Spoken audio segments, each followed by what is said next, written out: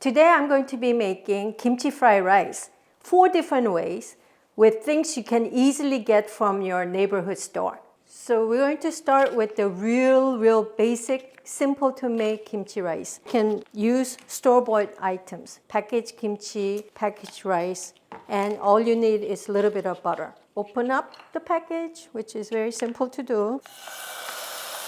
I stir-fry the kimchi first because you want to evaporate some of the liquid. This is instant rice. I don't cook it in the microwave for the fried rice.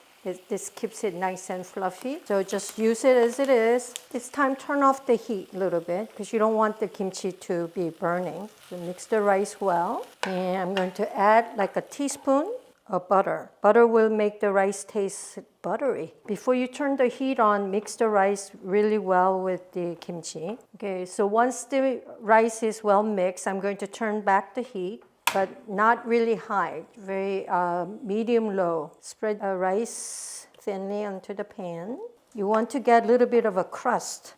It's ready. We just have to wait about maybe 5 minutes for the bottom of the rice to develop this sort of a brown crust, and we'll plate it and eat it. So here we now have the finished kimchi fried rice. It took maybe 3 minutes, and I topped it with a little bit of dry seaweed, which will add a little more salty taste and make it taste better and looks better. So this is the really simple version. To this, I'm going to add a couple proteins.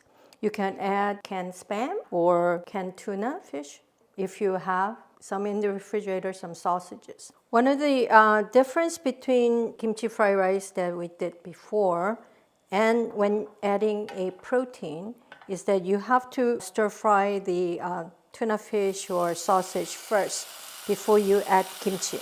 This is to eliminate sort of the canny taste of the tuna fish.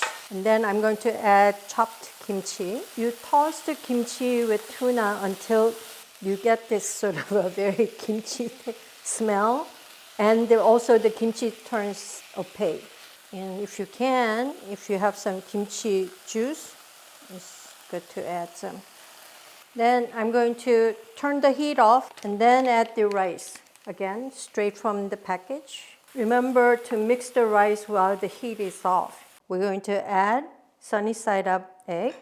And just to add a little more color and taste to it, I put roasted sesame seeds. When you have some leftover of the sausage rice, you can actually add some cheese to it and make a gratin.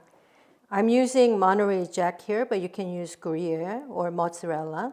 In the oven on broil for maybe only about 3 to 4 minutes until the cheese melts, and it's ready. Today I made 4 different kinds of kimchi fried rice with simple store-bought ingredients. Let me try my favorite, the one with the cheese gratin. It's kind of hot. I don't know, can you see the cheese? I hope you'll enjoy it. Happy cooking and happy eating!